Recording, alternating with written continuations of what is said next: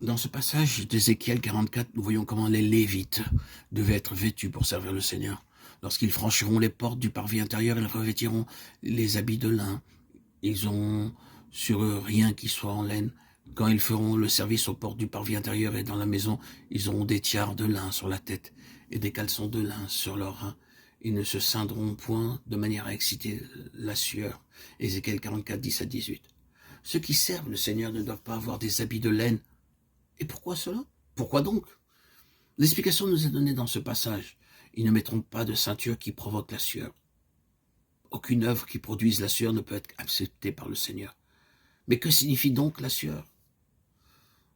Nous savons tous que la première mention de la sueur se trouve dans la Genèse lorsqu'Adam fut chassé du jardin d'Éden.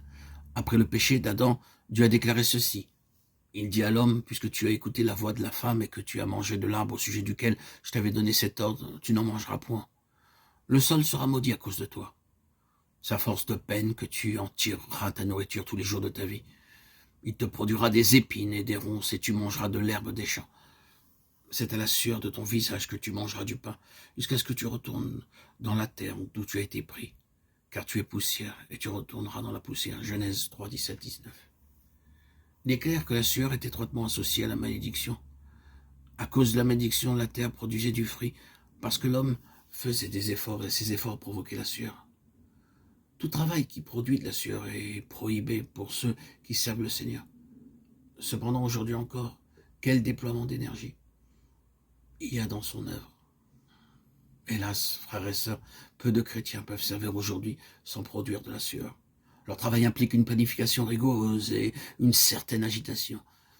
Il ne peut se réaliser sans le concours d'un zèle charnel. De nos jours, s'il n'y a pas de sueur, il n'y a pas d'œuvre.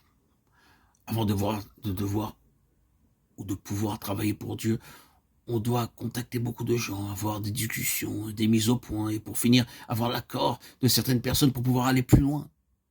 Car attendre tranquillement devant le Seigneur pour recevoir ses instructions, c'est hors de question. Cependant, dans un travail spirituel, le seul facteur que l'on doit prendre en compte, c'est Dieu. L'unique personne que l'on doit contacter, c'est Dieu. Oh, frères et sœurs bien-aimés, la valeur d'une œuvre spirituelle, c'est qu'elle procède de Dieu. Et comme elle dépend de lui, l'œuvre se fait. Et c'est un travail qui ne produit pas de sueur. Si vous devez promouvoir une œuvre à grand renfort de publicité, alors il est évident qu'elle ne découle pas de la prière faite dans la présence de Dieu. Reconnaissons ensemble que seule une œuvre qualifiée de véritablement spirituelle procède de Dieu. Si vous travaillez réellement dans la présence de Dieu, lorsque vous irez vers les hommes, vous aurez une réponse. Vous n'aurez pas besoin de faire usage d'un tas de choses pour les aider. L'œuvre spirituelle, c'est l'œuvre de Dieu, et quand Dieu agit, il n'est pas nécessaire que l'homme produise des efforts qui le fassent transpirer.